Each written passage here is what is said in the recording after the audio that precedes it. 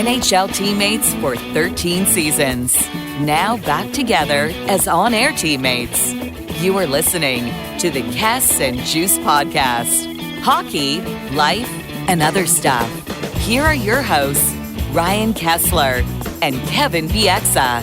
Hey guys, Kevin Bieksa here, Kess and Juice Podcast. We're episode 13 now. That's a quick 13, eh, Kess? Oh, yeah. And obviously, Kess is the co-host. He is the new 2010 Little Caesars AAA head coach for next season. Tryouts are when, Kess? March 24th, Garden City Ice Arena. Who are you going to model your coaching style after? I'm going to take the best parts of each coach and leave out the worst. How about that? Like, I really like the way Crawford and Torts ran the bench. I like the way Torts cared about you as a player. You know, like AV, I just thought was an all-around good coach. You know, yeah, go from there. Thank God you elaborated there, because that was just a chicken shit answer at first. Okay. What does that mean? No, I just said, thank God you elaborated, because at first you're like, I'm just going to take the best parts of it. And I thought that was all you had. Let's talk a little bit trade deadline today. It happened a couple days ago, and most guys have already played their first games with their new teams, and there's been some cool changes. There's been more changes than we thought, right? Did you think there'll be that many trades?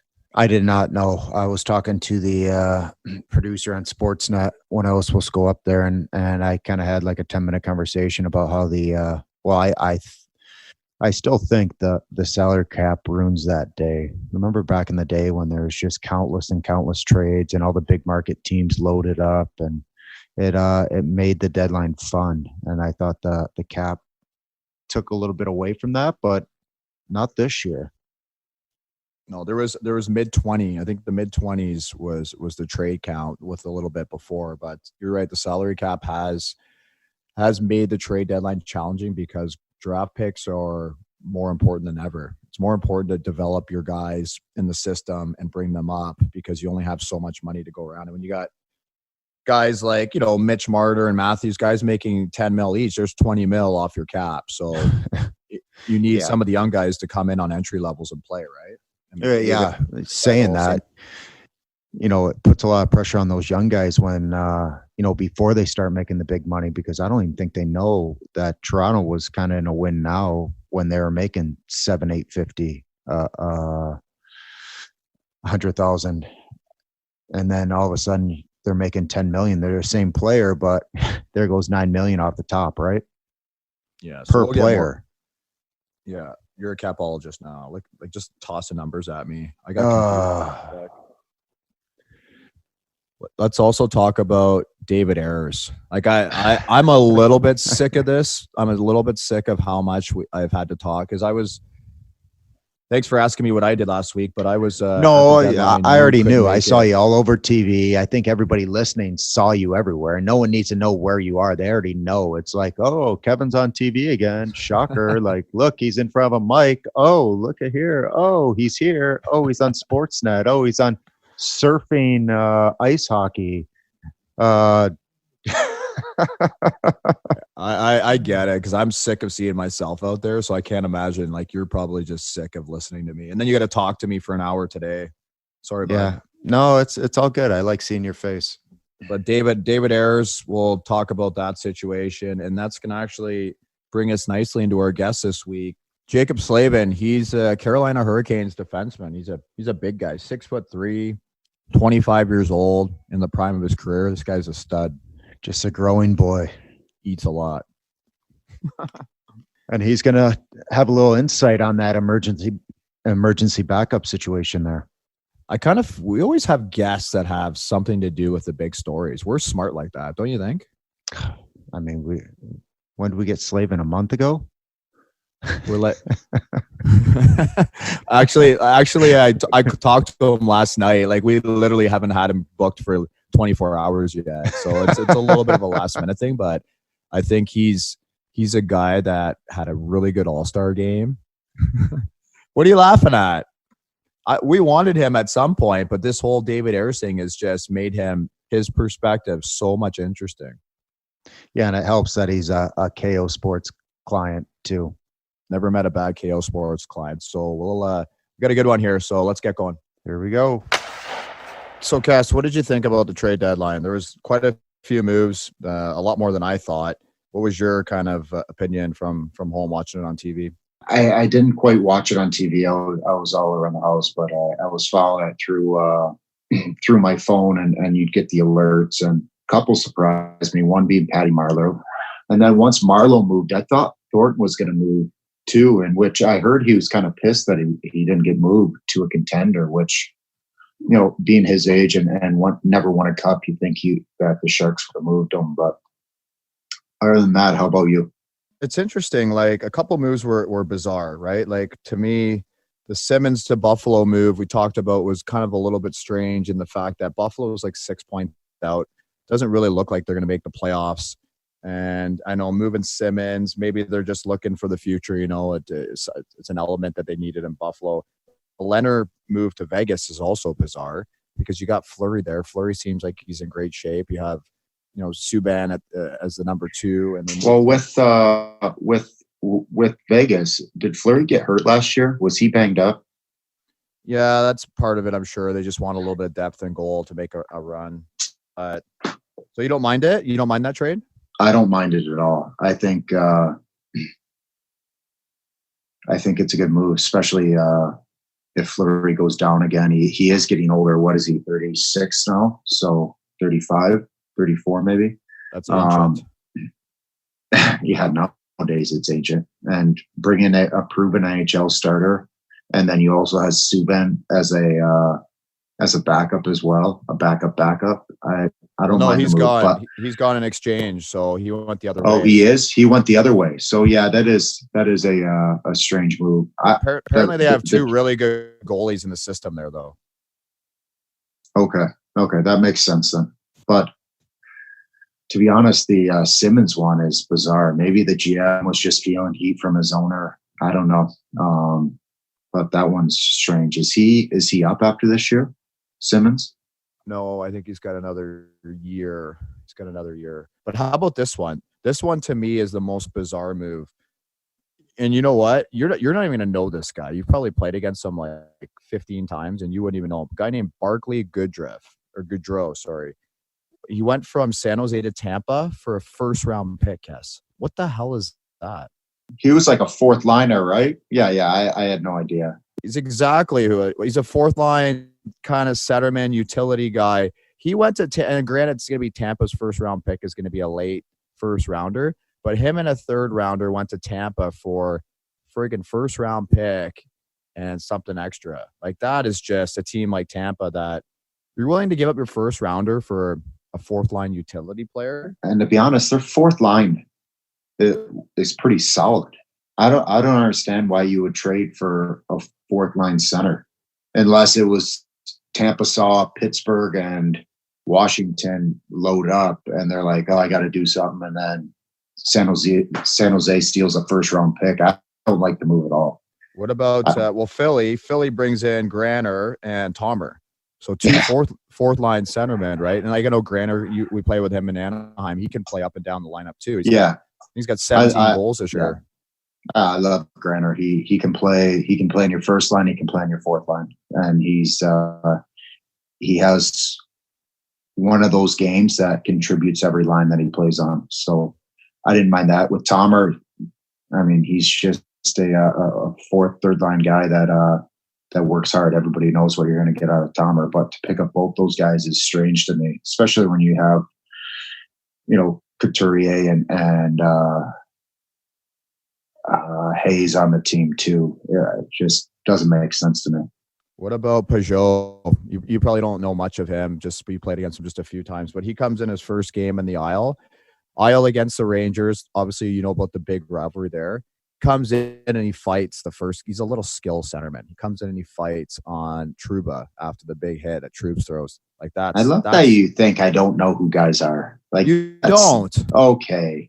Like I know who Peugeot is. I might not be able to say his fucking name, but I know who he is. Like he's just this little tiny water bug that skates across the ice and scores goals, and he's having a good year. Like. So this is what Kessa would do. Like whenever there was we play a team, especially in the East, and there's like a pre-scout report on the board. And Kess would walk over it every time. He'd be like, don't know him, don't know him, don't know him, don't care. You do that shit all the time. Oh, I don't remember that, but I probably did it. That would just me being funny. But honestly, I didn't know the East. Just like guys in the East probably didn't know the West. It is what it is. You never see that. You never see the East. How am I supposed to know a guy that just gets called up?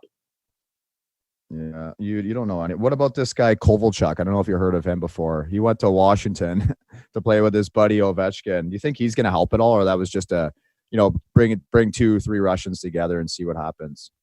I like the idea. I think you go back to the Red Wings back when they had the Russian 5, and they kind of they changed the NHL a bit, which with puck possession and the way they played the game, I think it's an interesting thing to try. I don't know if it's going to work, but he found a home in Montreal. Let's see if he can continue it in Washington.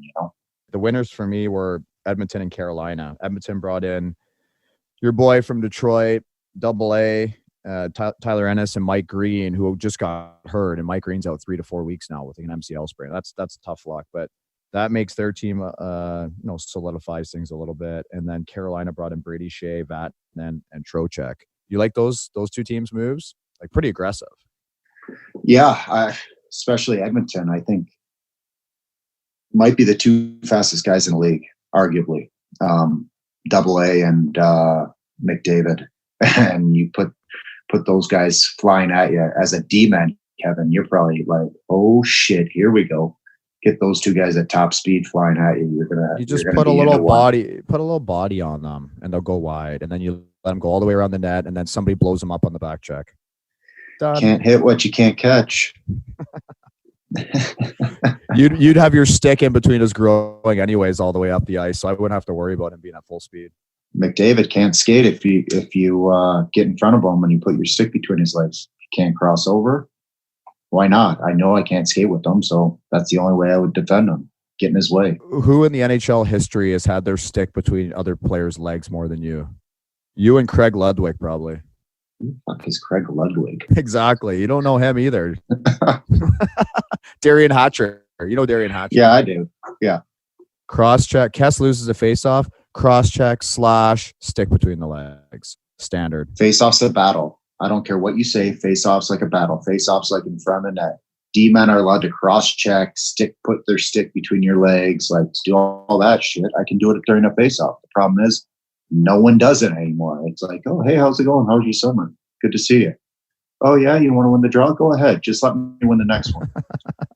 I love just provoking you. I loved every second of it. So, Kess, so a couple days following trade deadline, tell the listeners like what it's like when a new guy comes into the locker room. Usually, like there's a little bit awkward. There's a little bit, feeling out, trying to get acclimated and get to know everybody, and then get on the ice and see kind of where you fit in. Like, how was your experience with new guys? I think it's different. I think we've both been through trade deadlines where we're buyers and we're sellers. And then there's times where the team doesn't do anything. Then you have the token meeting with the GM where you're like, we trust in you guys. It's like, okay, we understand you can make a deal out of the deadline. So you trust us. I like our group. Is that what you think when Nonis used to come in and say, hey, this is our group, we're going down with this group? You think you just couldn't get a deal done? I don't know. We should have him on here and ask him. I mean, when I asked the question with his name, and it's tough for you to answer, right? But like GMs in general, you think when Bob Murray comes in and, oh wait, he never came in. He came in. He didn't come in when you were there though. There's a couple times where he came in and just ripped us. Those are nice, but for 3 years, he didn't come in for the 3 years, but he was more of he always assembled good teams. I don't think he really did too many deadline deals. Well, Perron the 1 year, which was good. Deadline deals? He's made the most deadline deals of anyone. Like who? Are you serious? Did he bring in Perron at the deadline the 1 year? He's made the most deadline deal trades. And I might be wrong, but I'm sure there's a stat out there that Anaheim Ducks have made the most trades within the last 10 years on deadline day. Ever since he took over. They made like 5 this year, so that proves your point right there. 6 trades this year. Oh, look at you, stats guy. Yeah, I do follow hockey once in a while. Well, you're sitting around in fucking Detroit all day with nothing to do, so yeah, you're just looking at. Yeah, but to get back to your fucking question, language. Yeah, to get back to your question, we'll cut that. To get back to your question, when you're buyers and you bring a guy in and you don't give up a roster player and you bring a guy in, yeah, it's awkward, but you're excited to have him, right? Yeah. When you're a seller and you trade away a buddy or a teammate, doesn't even, we're all buddies on teams, but it doesn't have to be like a really good friend. When you trade away a teammate that's a part of your team and sometimes a part of your line or a deep pairing, it sucks. And you bring in a guy and you kind of have like this, I don't know, chip on your shoulder, maybe a bit that, you know what, like, I hate your guts because my buddy's gone now and you're here. That kind of chip? but you get over it and all hockey guys are good guys. There's very few bad guys in the hockey world. And I don't, like I said, there's difference. If you're a buyer, it's good sometimes. And then on the flip side, it sucks. I mean, one example is seeing a guy like Cogs go, line mate. I think we picked up Devin Short. Devin's a great guy. Really, really nice guy, like super personable. I don't have a bad thing to say about him, but when you trade Cogliano, who was a good friend and a line mate for Devin, it was hard to take. Oh yeah, Cogs was. That was my first year I didn't play, and I was kind of heartbroken to see Cogs go. I think everybody was, right? He was such a good room guy. People don't understand because in his interviews he was really quiet and reserved, but he was the ultimate room guy. He would say those little chirps or little jokes, little like witty comments under his breath, and the whole room would just stop and die laughing. Like he was always in the gym, always hanging out, and they're like just love being at the rink. Like everyone who's ever played with Cogs knows what I'm talking about. He's never seen a softball. I think he stole my softball from Anaheim.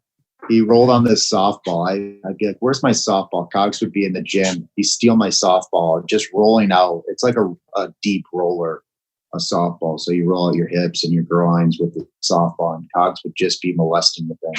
You know what I saw? Cogs would walk around with a Sharpie and he would just go and people are out of the room and just steal everyone's softballs and put 7 Cogliano on them. Then he would hoard them underneath the stall. So it was like a dog almost. He had like 15 softballs with all Cogliano 7 underneath his stall if you ever looked under there. The time that he took Lovejoy's candle? Lovejoy had a candle in his stall and Cogs went and took it and you would have thought he stole $1 million from him. He's like, who stole my candle? Who has my candle? And Cogs is, just doing his tape, like putting wax on his tape. When Cogs gets that face, like, I didn't do it. Yeah. But I love that Ayres and Cogs are together again. Those two guys, the way they go back and forth, just thinking about it makes me chuckle.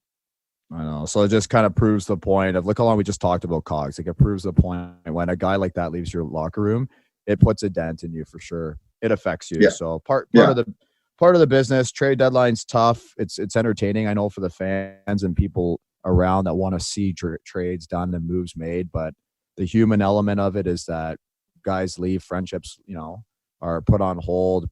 People have to move their families and their pets and everything. So glad it's over for their sake. And just like trade deadline, we'll move on here to David Ayres. Remember that guy? Or is he over with now? Let's do it. Let's get it over with.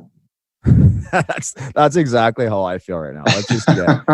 Let's get this talk with David Ayres over with. And our guest coming up, Jaccob Slavin, is going to have a pretty rare perspective because he was not only the guy that fell on top of Reimer to get him injured, but then he was there the whole way. I'm pretty sure he was the reason for the first goal too. Just ask David.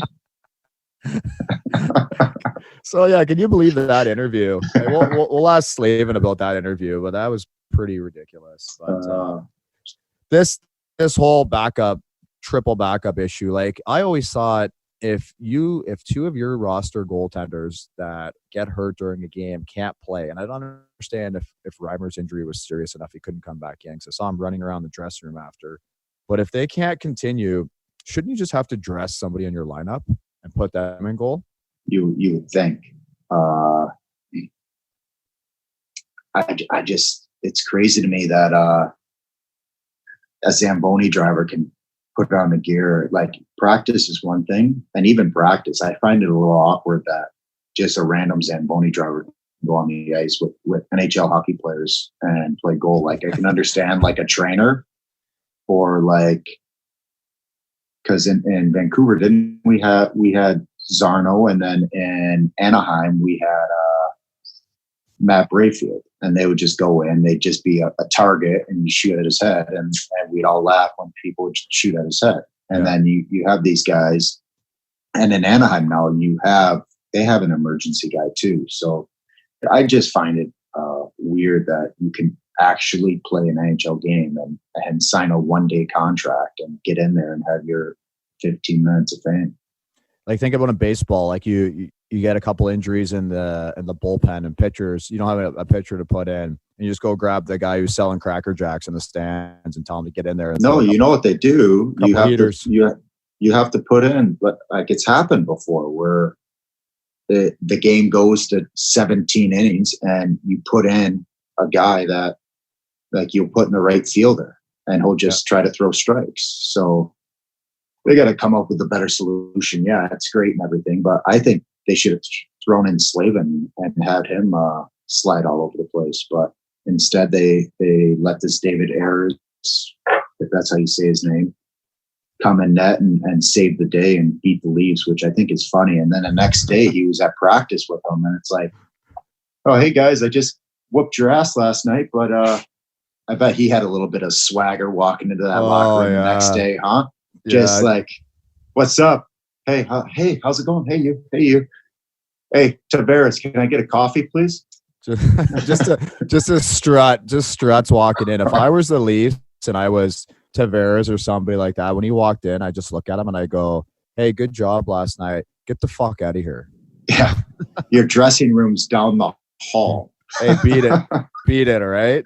No, but Leafs took it well, and it was good sportsmanship and everything. But there was such an important game, though. It wasn't like it was a game in November or October. That was a very important game for the playoff picture. Well, remember that game, and we'll see if it plays out in the end, because it's usually one game, right? When we would miss playoffs by 2 points, you think back throughout the season and where you let a couple games slip away, and we'll see how that one plays out.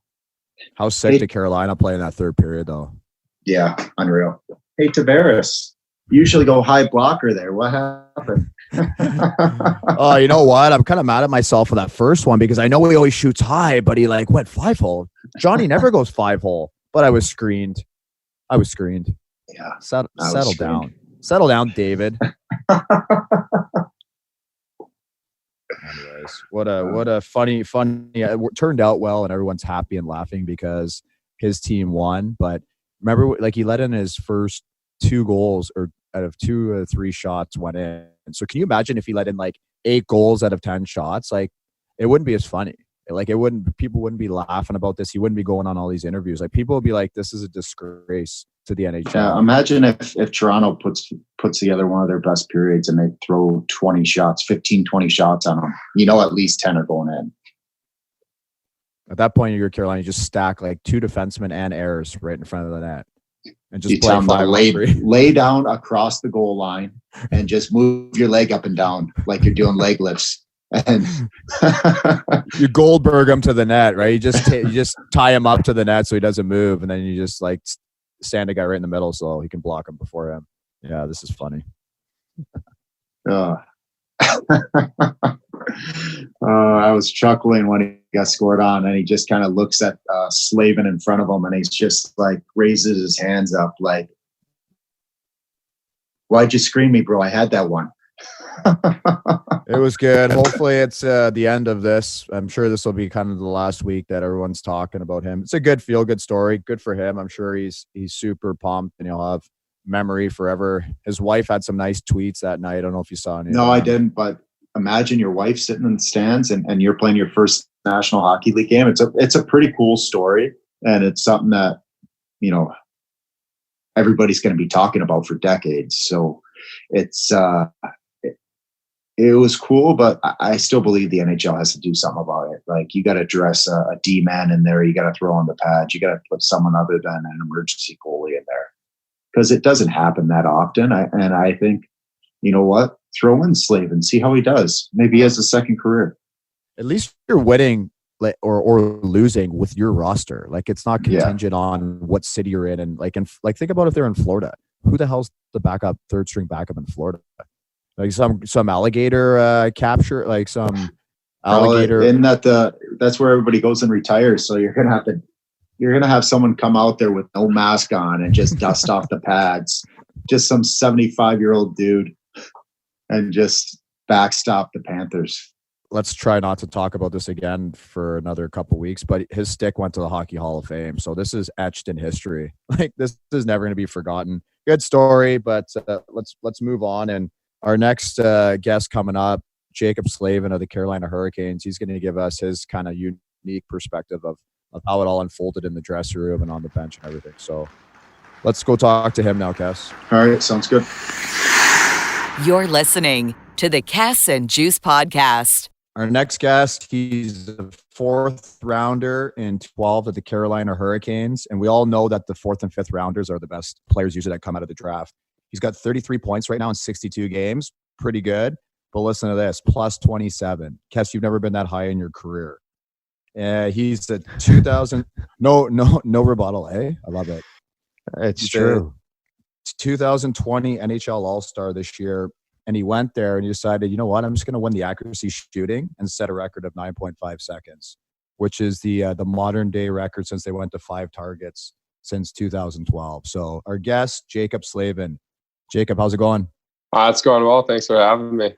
It still sounds weird when you talk about the All-Star stuff. So, but no, it was fun. What an intro. What an intro. Great job, Kevin. Well, it's nice when I have somebody like with some legit stats and not just a guy who was hurt all of his career. You know, like I could pump him because he's done stuff. Oh, okay. My Achilles hurt. I has to sit out for 2 years. Wah. Back to Jacob. So yeah, let's talk quickly about the All-Star game, right? That was your first one. How nervous were you for the accuracy shooting?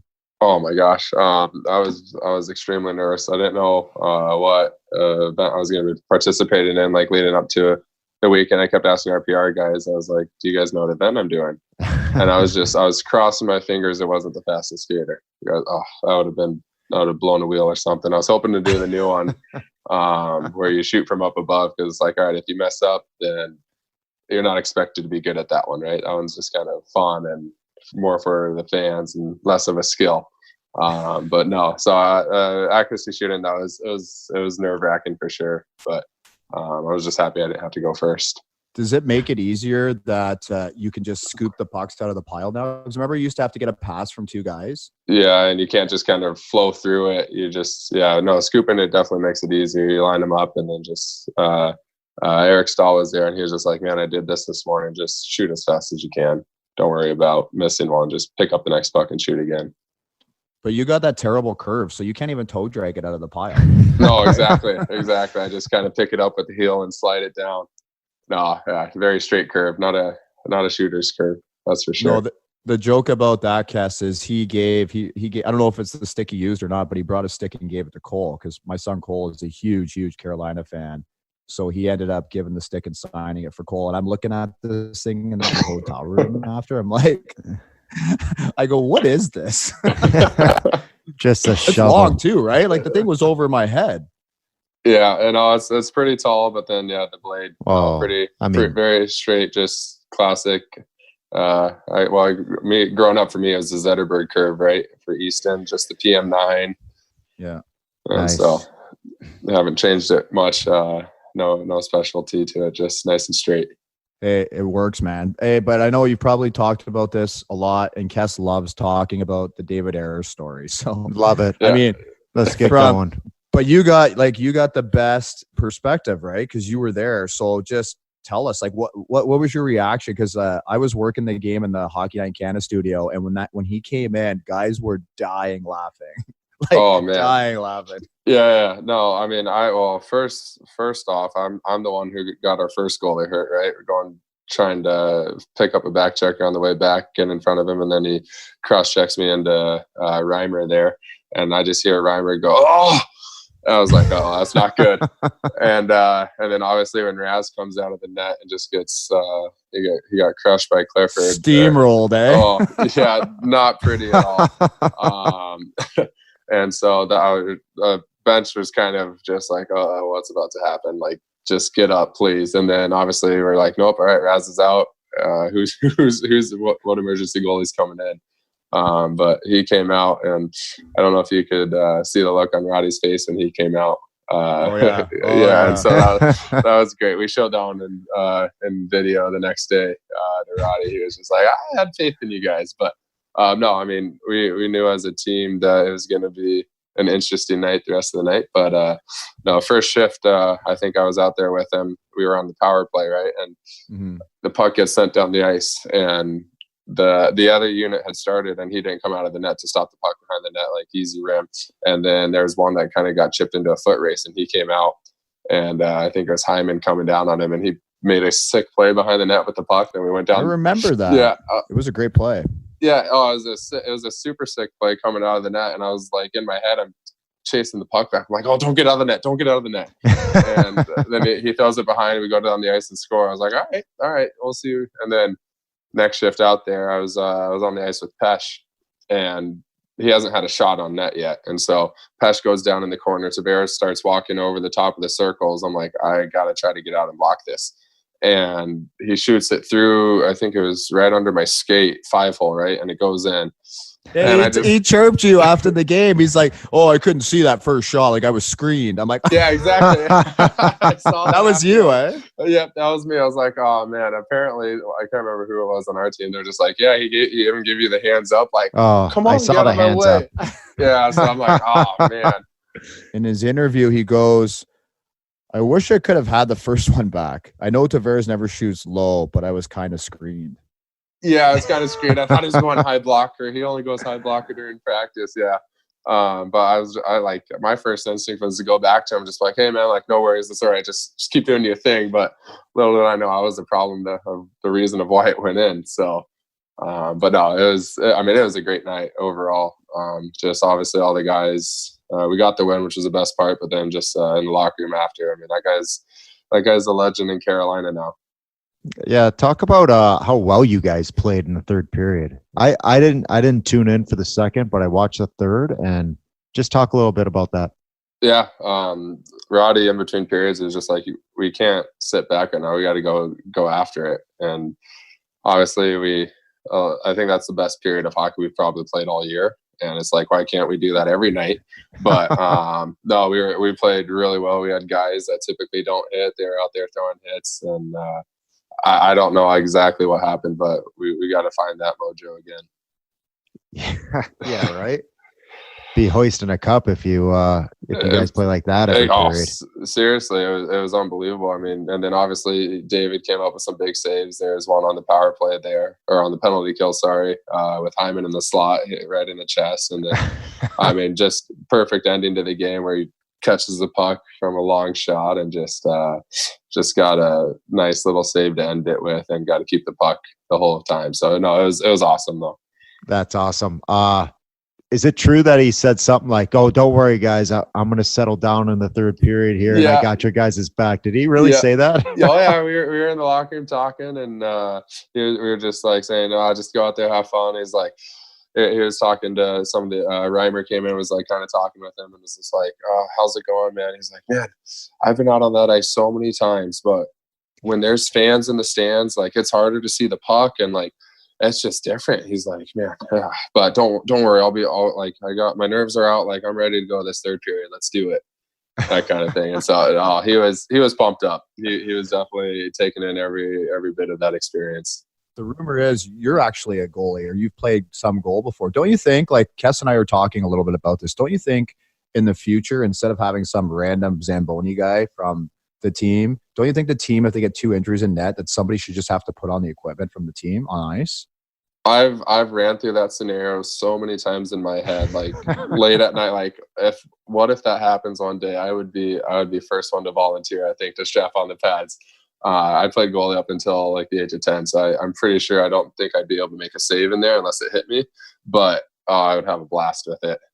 But no, I agree with that. We had Dzingel was a scratch that game, and they were telling him if David got hurt that he was probably going to be the next one in net. And so he was all excited too, like, oh, that would have been awesome. I just want to get on like the bench and get a picture with the hat on. But no, it was a good, yeah. So what about you guys going after huge celebration and everything? Brindamore does his speech that I think everybody saw, and like I'll be honest with you. I mean, I watch more of your games now because my son's the biggest fan ever. But after seeing like that and your speech with Brindamore's speech after, like this guy seems like a legit coach. Like, how is it playing with him in front of him? Oh, he's awesome. Like, obviously, we all know the type of player he was when he played the game, and just I mean, I think the picture that comes to my mind, I think there's one where he's like leaning in for a face-off, and he's got just the most intense look on his face with his nose kind of. I think he had broken his nose recently in the picture, but just I mean but that's the type of mentality he has in coaching too. He loves to win. He loves to compete. But I think the biggest thing is just the personal relationships he has with the guys, and just how much he respects all the guys on and off the ice. I think is the biggest thing, and I think that's what guys love about him. Jacob, I know Juice always complained about playing big minutes and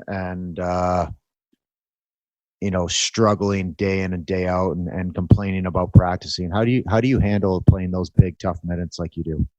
There's obviously when Dougie was with us, he was the one kind of having the tougher minutes there. So I didn't have to play power play. I just kind of PK and just 5-on-5 hockey. And so that was nice. But obviously power play minutes are a little bit different. You guys both know how those minutes go.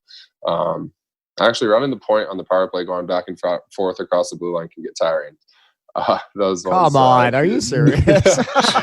When you're sprinting back and forth from side to side, and then you have to. What do you mean, like walking the line and then throwing it back to the half wall?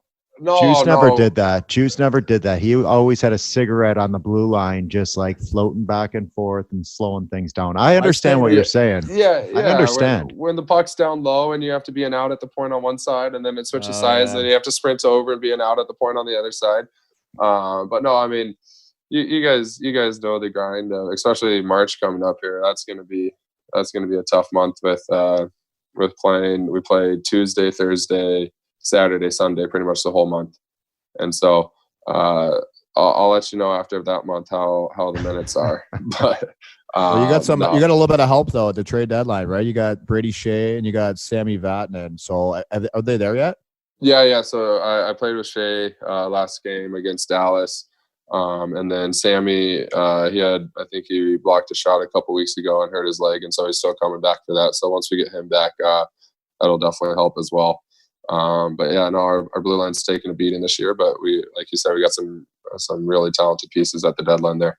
Yeah, I think when your lineup takes shape and everybody gets healthy, it's dangerous on the back end there. Oh yeah, I mean, the year Dougie was having was unbelievable, and like, guy just shoots the puck. So it was nice playing with him. I would just give him the puck and let him do his thing. I've always been kind of curious about this. Another topic of much debate: the storm surge. How the hell did this thing start? Yeah. So it started last year. Willie came in, I think, during preseason, just like, hey, we got to get the fans a little more involved this year. And so obviously we figured out the skull clap, and then you're like, all right, well, are we going to do anything after the clap? And then we did the first one where we like went to jump into the wall, and then their initial plan was just to keep that one. But then we're like, oh, that could get boring. And so pre-game meal at the rink, there was a table of us. It was like me, Williams, Jordan Stahl, Brock McGinn, Jordan Martinook. And we just it's kind of like our table discussion as we eat. We're just trying to figure out, and it's typically the day of the game, we're trying to figure out, all right, what are we doing tonight? We got the clap. So the clap is obviously in everyone. But then after that, we try to figure out something new to do. And it's been tough. It's been tough this year to come up with some new, fresh ideas. And so we've recycled a little bit of them, and then it's easy, like when we're like Super Bowl weekend, right? That's an easy setup to where we had a Super Bowl themed one, or if it's the World Series one last year, or like baseball one, we had that one, and basketball during March Madness. Those ones are easy. But on the nights where there's nothing like going around, it's those ones are sometimes tough to come up with something. I got a good one. You want to hear mine? Yeah, let's hear it. Get a garbage can out there and just start banging it, and then someone come out with an Astros jersey. So how does it all come together? So you're sitting around there at pregame meal, and you come up with the one I can remember is the Holyfield one. So how do you get Holyfield in there? So that was game time decision almost, actually. Now I think we had something else planned that night, and then Holyfield comes in the locker room before the game, gives us his speech, and I think our PR guys help out with it a little bit as well. They're like, hey, we got to get Holyfield in this. And they go and buy boxing gloves, and we spend a lot of money through the Find Fund on a lot of different stuff. So you know, like the basketball net, and exactly that you guys can bring this together in what? I guess you got till 10 o'clock at night, so like 12 hours. Yeah. That's crazy. Yeah, and so we get the obviously we have the team group chat, and so we'll send out a text to the chat and trying to explain it the best we got. Like, this is the Storm Surge night. This is what we're doing. Willie was pretty good last year. If like there was a certain lineup we had to do on the ice, he would draw it out, take a picture of it, send it to the chat. Like there's a lot of thought that goes into it. And so that's nice. I thought it was like the PR doing it and telling you guys. It's cool that you guys actually put a lot of effort into it. And this year we've had to get the PR a little bit more involved, and now they got like the projector where they can shoot stuff on the ice, and they want to try to get that involved. And so there's a little bit more that goes into it this year with it. And we need to just have the Canes tweet out something about fan ideas, and I think they already 100%. Have, and I think we got a list of them. And so we're trying to sort through the list, and because there's a lot of ideas out there. So that's cool. I like the original thought of you guys sitting around a pregame meal thinking, after we win this game tonight, what are we going to do to celebrate? Exactly. That's some serious confidence, eh? Like after we dust the Oilers in Edmonton with McDavid, what are we going to do to celebrate and throw it in their face? I love that part. Yeah, exactly. And so, there'll be some times where we have a certain surge, like the sumo wrestling one this year. I think we lost 2 games at home, and so we couldn't do it for 2 games, and so we just kind of had it on the back burners. And it's like, all right, once we win, we're doing this one.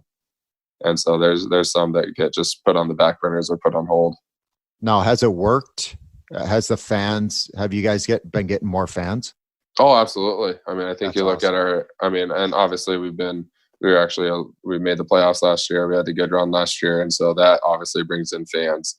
Mm-hmm. And so, but my first 3 years here, like a Tuesday night game, probably less than 10,000 people are going to be there. But we had a Tuesday game against Dallas, and it was almost a sold out arena. That's awesome. And so I definitely think it's engaging the fans. The fans like it. The community is starting to fall back in love with just the Canes, because obviously Raleigh's not the hottest hockey market out there. And so we got to work a little bit harder to get the fans in the building. Hey, how does it feel? You guys can both answer this question, but how does it feel to score a hat trick in the NHL? I've had two before and hit a post, but I've never, like, not many defensemen get hat tricks. Like, what does that feel like? I mean, it was, again, kind of back to the All-Star, weird. Like, it's almost something that shouldn't have happened, but it happened, right? And so mine was against the Islanders. First one, just a floater from the blue line went in. Second one, I got a breakaway on the penalty kill, and I was able to bury that one. And then third one, I just jumped up in the play, took a slap shot from like a couple feet inside the blue line, went off the D-man's stick, and somehow found its way in the net. And so, they all count. Exactly. They all count. Me and Volker We both had 2 goals going into the third period for that game. So we looked at each other just like, hey, first one to get the hat trick wins, or something, like just a little joke like that. And he was just like, all right, yours can't be an empty netter at the end of the game. I was like, all right, fine, yours can't be on the power play. Because at the time I wasn't playing power play, and he wasn't out there at the end of the game if it was close. And so, yeah, it was funny though. But it was definitely an awesome thing to experience, and probably I think that was the first hat trick I've ever had in my life. Yeah, mine too. When I had my first one was in the NHL. Yeah, that's the way it goes, you too. Like when you get the first one, obviously that's your first hat trick you've ever had. That makes no sense at all, Kevin. To me it does though. In my head, that makes. Did you ever score? Did you ever have a hat trick growing up though, Kevin, or no? Well, like 4-on-4 men's league in the summer for sure. No, like I was growing up. I was a centerman until I was 15, 16. So I played forward my whole life. So tons of hat tricks then. Bundles of goals. Bundles. Yeah. Okay, one question here for you. Kind of came privy to this information through our mutual agent, Kurt. You had a really cool story. We had Patty Eves on our show earlier, a couple months ago, and he and his wife adopted a son from China, Ziggy. You have a pretty cool story yourself. Yeah, so we adopted our daughter, Emerson. Actually, she's from North Carolina. Her birth mother lives in North Carolina. And we actually have an awesome relationship with her, really open relationship. And we've seen her since Emerson's been born. We've seen her probably 4 or 5 times. And so it's been really cool just to see how that relationship has grown. But no, Emerson, I think the craziest part about the story with Emerson is just the timing of her birth. She was born the day after Game 1 last year against Washington. Back in North Carolina, so we thought the birth mother was going to be induced on April 10th, and so we drove to the city where she was going to be born at. Ended up not happening. I flew out to DC the next day, the 11th, and that's obviously was Game 1 against Washington. And then Friday morning, I'm getting ready to get on the bus to go to practice with the guys, and my wife calls me and says, "Jake, she's coming. Baby's on the way." And so I was like, "Oh man, what's going to happen here?" And she's like, just try to find a way to get back to Charlotte back to Charlotte. And so my owner, thankfully, was actually still in DC, and him and his wife were flying back to Dallas. So they just dropped me off on their way, just made a little pit stop and dropped me off. And then I was able to be there a little bit after the birth. I spent all day Friday with them, and then flew back Saturday morning to DC, played Game 2. We landed late the night after Game 2, and then we drove back down to the hospital, about a 2.5-hour drive, and then Sunday we got discharged from the hospital, and Game 3 was on Monday. So it was just kind of crazy couple days, running off a lot of adrenaline and dad strength at that point. It was just a crazy experience. That's an amazing story. It's crazy how it all works out like that, right? Where you were able to be there and be able to make the playoff games too, which we all know is what we play for, but family always comes first. And that's a pretty special story. And thank you for coming on. Thanks a lot, Jacob. Appreciate it, bud. Good luck the rest of the way. Yeah. See you guys. Have a good one. All right, Juice. That's it. Thanks guys for listening. Just remember we talked about that emergency backup. Were you on the team when we had Johan Hedberg and no, I wasn't, but UBC? Berkey told me about Burke, the It's UBC crazy. goalie, but not Hedberg. Yeah, Berkey was telling me about that. He was on the bench and for the whole game. Alex Auld couldn't get there. He was playing in Manitoba. We had an injury in morning skate, couldn't get there. So Hedberg goes down against Pittsburgh, breaks his hand, and then plays the rest of the game with a broken hand. And Crawford's on the bench like, all right, you got to go in there.